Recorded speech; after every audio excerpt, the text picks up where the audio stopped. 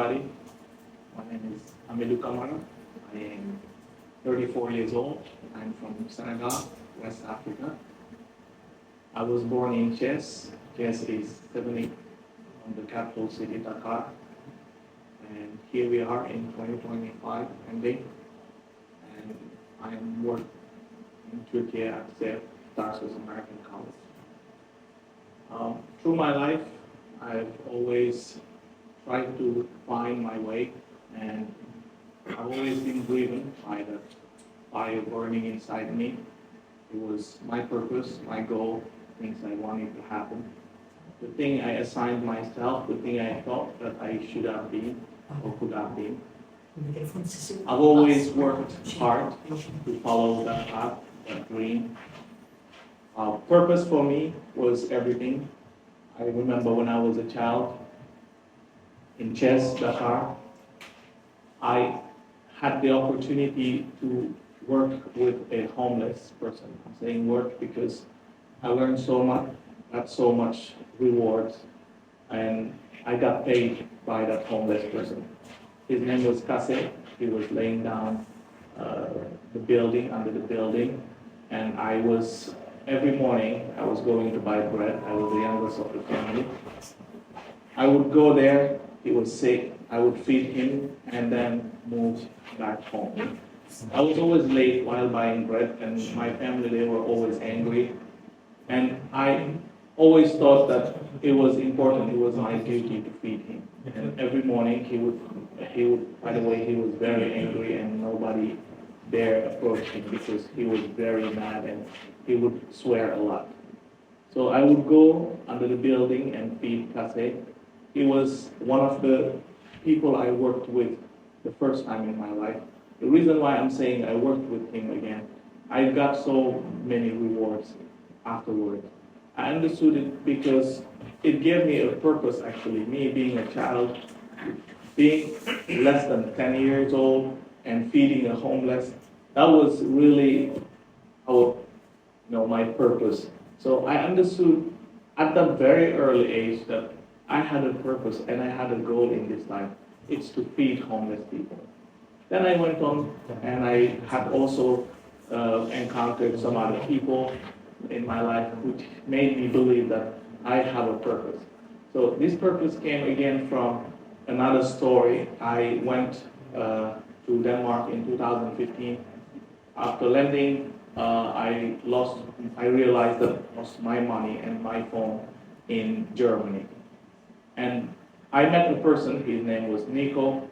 I told him, sir, can I use your phone to make a phone call and ask my family to buy something, for you to send me some money? Sorry, my bad, I'm very excited. For my family to send me some money. Nico said, I can also help you more. It's so beautiful. Good to see you, Yaku.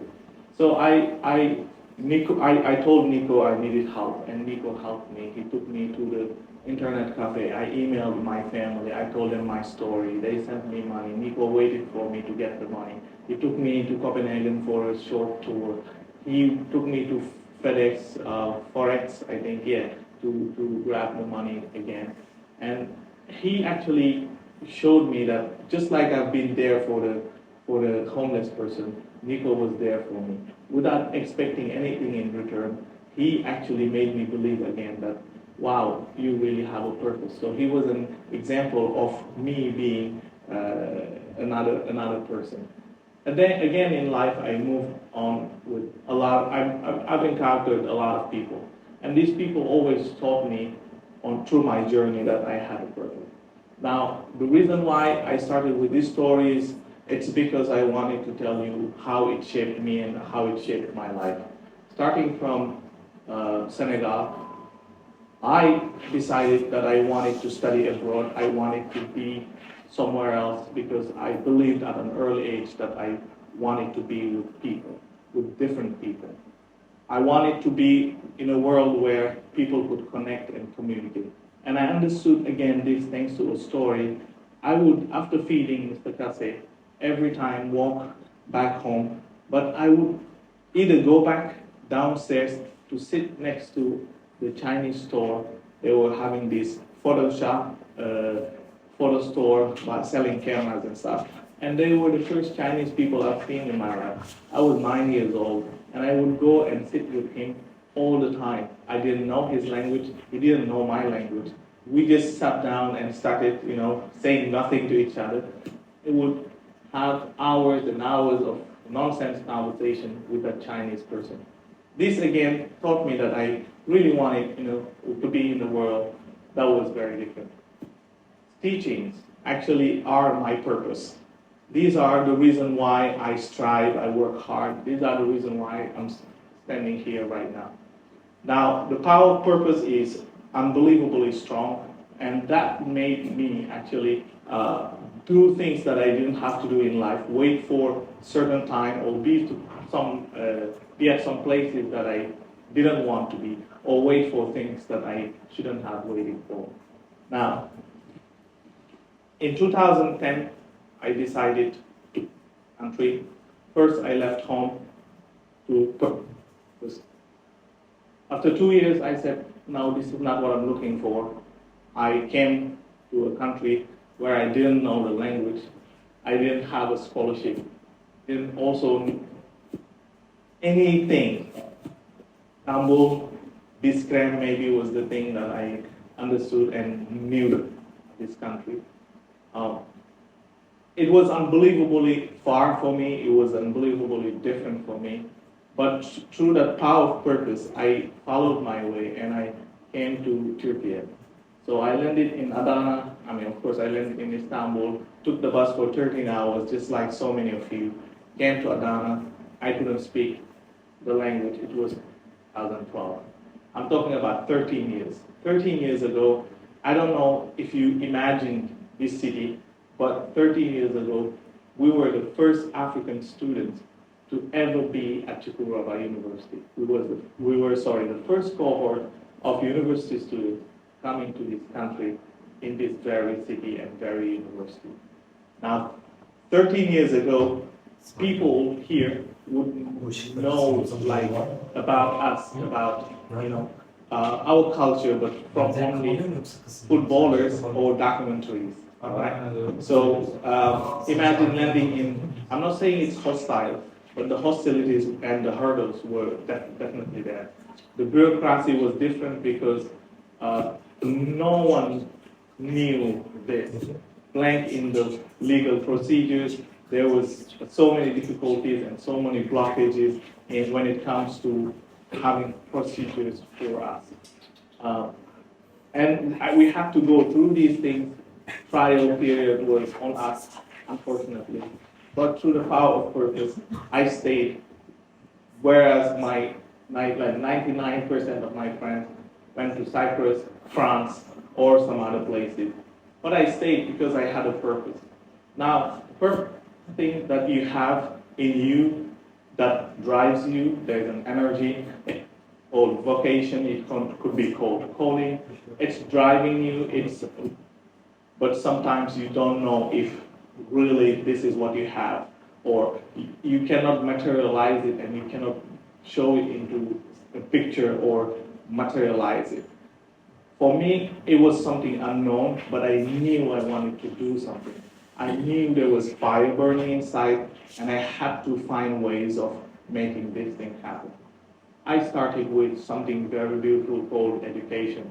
I started teaching, and I found myself happy. I found myself fulfilled after a day of, maybe 8 hours work for 10 liras or 50 liras sometimes, if you are lucky.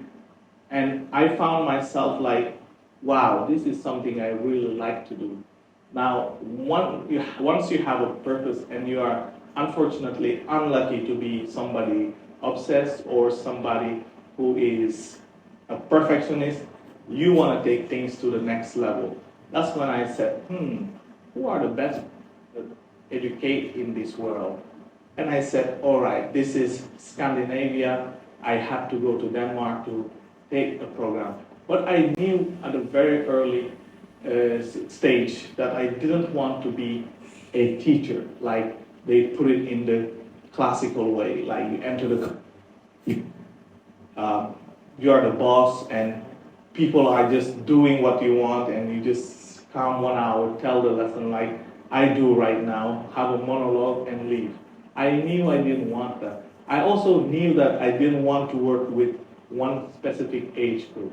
I knew also I didn't want to classify, categorize people. I knew that I wanted to bring people together. That was the calling.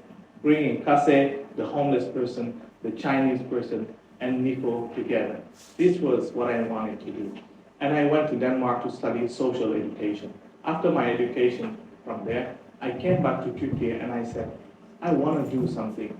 And I was with American people that inspired me a lot in my life. It was Paul Pearson and John Brown. And we decided to come up with something. We said, let's buy stuff from Africa and sell it. So we started first with fruits and bananas, and we said, let's do that. And then we said, hey, there's a lot of gold in Africa. You know, once you are an entrepreneur dreaming and you don't know the dynamics of work life, you can think of whatever you want. But there's the ideal, and there's also the reality. So we were in our thoughts thinking that we wanted to actually change the world by buying bananas from Africa or bringing gold from Africa. But we just realized that there's something called reality. They are Americans. I love teaching English, Adana. We don't have any place to go, and you know we don't have money because we were thinking of earning money. So we didn't have a facility. We said, you know what? There are some free places, and social life is built around that.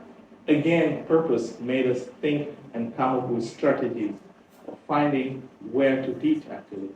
And if I ask you, can you name a place where people go to socialize and nobody owns it and you can just go and sit down, use the toilets for free, coffee shops and bars? We started English nights, something called Adana English Night, in 2017, 1 year after leaving Denmark. And in Adana English Nights was the beginning of everything. It was an activity in relaxing environment, help people practice English. But that was one side, and there was also bringing people together. Do you remember I told you there were some students who came here?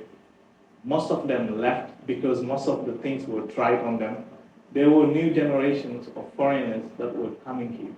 Now, the power of purpose made us think like we could actually bring people together and solve another problem because the people, the locals we found here, had another issue, practicing English and actually getting to communicate with foreigners. So we started with English night, Adana English night, and after 2-3 sessions, we found that this was the thing.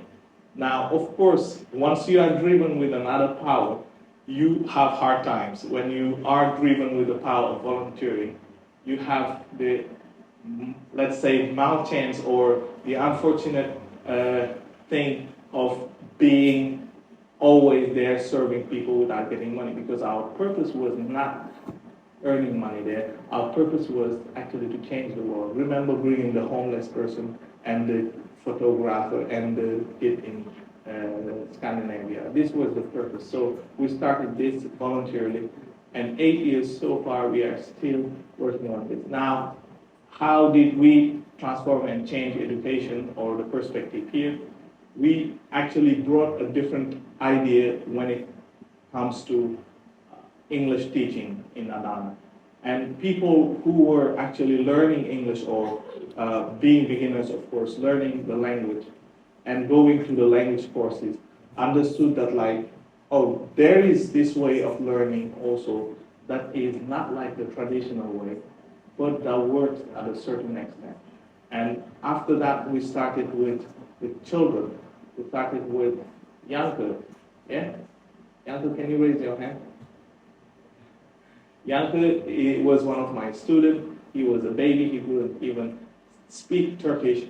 And we started with children. We said, you know what, it's working with adults, let's start with the children. Again, the power of purpose, bringing different age groups and different people thinking differently.